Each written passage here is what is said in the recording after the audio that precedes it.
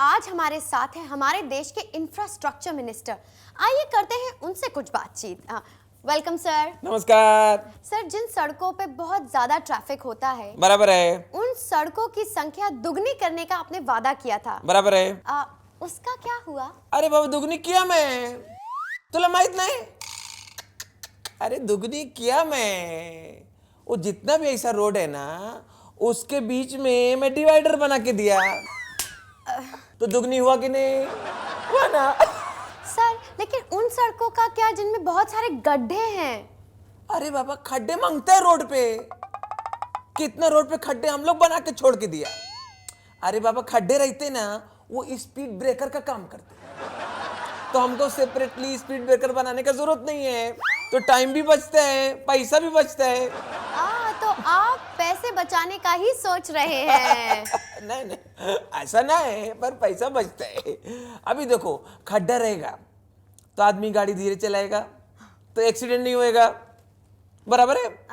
और रोड पे जगह जगह खड्डा आता है, तो ड्राइवर ऐसा ऐसा ऐसा ऐसा खड्डे से ऐसा जाता है, तो उसको नींद नहीं आएगा, तो एक्सीडेंट नहीं होएगा। इसलिए रोड पे खड्डा बहुत इंपॉर्टेंट है। सर, लेकिन रोजमर्रा की जिंदगी में ऐसे सड़कों पे चलना बहुत मुश्किल होता है।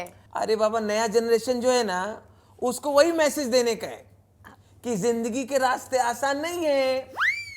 आज हमारे साथ हैं आईओसी के प्रेसिडेंट मिस्टर नरेश कलमाड़ी साहब। आइए करते हैं उनसे कुछ बातचीत। स्वागत है आपका सर। नमस्कार। सर, आपने स्विमिंग के लिए किसको चुना है? स्विमिंग के लिए मैंने राम गोपाल वर्मा को चुना है।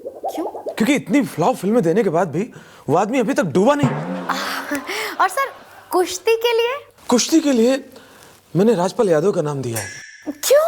एक 4 फुट का पिद्दी आदमी 8 फुट के खली को धोबी पचाड़ दे सकता है, उसे हरा सकता है, तो जो दूसरे देशों से रेसलर्स आ रहे हैं ये तो बच्चे हैं। सर, और चेस के लिए आप किसका सिलेक्शन करने वाले हैं? चेस के लिए बहुत अर्जेंसी नहीं है। क्यों सर?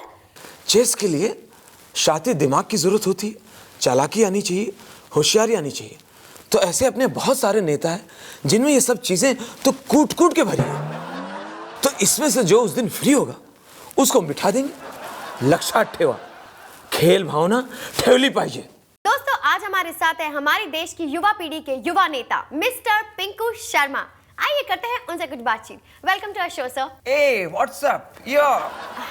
सर, हम ये जानना चाहते हैं कि 15 अगस्त को क्या हुआ था? ओ मुझे याद नहीं, मैं उस दिन फॉरेन टूर में था। सर, मेरे कहने का मतलब है भारत कब आजाद हुआ था? मैंने अभी तो आपको बताया कि मैं उस दिन फॉरेन टूर में था, तो फिर आज़ादी कब मिली थी, थोड़ा प्रॉब्लम। आई एम श्योर आपको ये भी नहीं पता होगा कि हमारा भारत किस तरह से आजाद हुआ था, राइट? किस तरह आज़ाद हुआ था? सर, मैं आपसे पूछ रही हूँ किस तरह से। हाँ हाँ, आज़ादी मुझे लगता है आपको अर्जुन सिंह से पूछना चाहिए, उन्होंने ही भोपाल से एंडरसन को आज़ाद कराया था। सर, कितने शर्म की बात है कि आजकल की युवा पीढ़ी को ये भी नहीं पता कि हमारे कितने भारतवासियों ने 15 अगस्त के लिए कितना खून बहाया था और वो लोग कौन थे। एग्जैक्टली नहीं पता है। खून बहा था तो कोई या तो विदेशी ताकत का हाथ होगा या फिर पड़ोसी देश का हाथ होगा। सर, हमारे देश का राष्ट्रीय गान क्या है?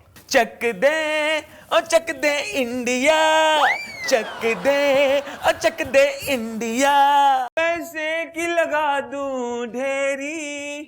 क्या लगेगी ढेरी? इतने दिन हो गए इसे मन बहला रहे हैं। अरे कौन हो गुरु? गुरु कीचड़ में कमल के फूल खिलते सुना था, पर देखा आज। कौन हो? हम हाँ, कूड़ा घर। कूड़ा घरों के इतने साफ सुथरे, नहाए धोए, मेंटेन। सही बताओ कौन हो? अरे कूड़ा घर है यार, चमकेंगे नहीं? बताओ, ये हमारी हिंदुस्तान की पब्लिक की मेहरबानी है। अरे यार, कूड़ा मेरे अंदर डालने की बजाय मेरे अगल बगल फेंक जाते हैं, मेरे आसपास फेंक देते हैं। ये यहाँ करते हैं इंडिया में, ये तो करते हैं। फिर? पर तुम इसी बात से परेशान हो? अरे नहीं, वो क्या है ना, हमारी ट्रांसफर बाहर फॉरेन कंट्री में हो रही है। अरे ये तो अच्छी बात है।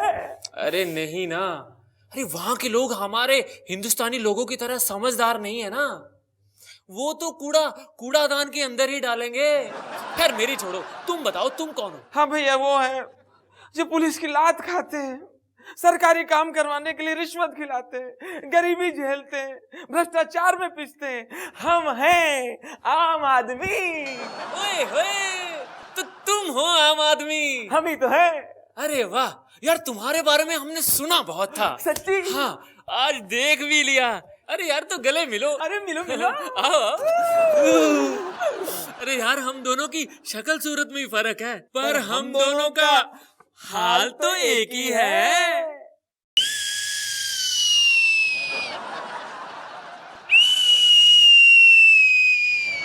ए चौकीदारवा, ए चौकीदारवा, ए पगला उठ। सलाम साहब जी। वो छोड़ा, तू ससुरा ही बतावा, तू कैसन ड्यूटी करता है? हैं? तोरे रहते हुए ये चोरी कैसे हुआ? साहब जी, अगर हमको मालूम होता कि चोरी कैसे हुआ है तो हम क्या होने देता। अच्छा अच्छा अच्छा, मुंबई में तोहरा के बहुत बाल आ गया है, होशियारी करता है। ये बतावा, तू ससुरा रात में बिल्डिंग में आवाज भी नहीं मारता है? साहब जी, आप ही ने तो बोला था कि रात को डिस्टर्ब नहीं करना। अच्छा फालतू बात छोड़ो, पर बिल्डिंग का चेयरमैन कहत रहा कि वॉचमैन बहुत बहादुर रखा है। साहेब, हमारा नाम बहादुर है। अच्छा वो छोड़ा, ये बतावा, तू कल रात का हमारी औरत को देख के सीटी काहे मारत रहा? साहेब, आप ही ने तो बोला था कि जैसे ही कोई खतरे का अंदेशा हो और डर का अंदेशा हो तो फौरन सीटी मारने का। और आप तो जानता है कि आपकी औरत से पूरा का पूरा मोहल्ला डरता है, इसीलिए हम सीटी बजाया।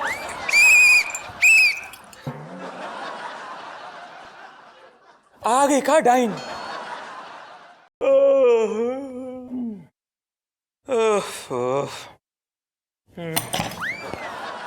और तुम फिर आ गए?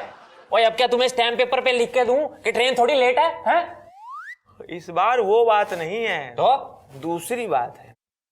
ट्रेन का इंतजार तो हम 10-12 घंटे से कर ही रहे, इस बार हम कुछ और पूछने आए हैं। देख, जो भी पूछना है वहां बैठ के पूछो। कहाँ? यहाँ कुर्सी पे। अच्छा हाँ।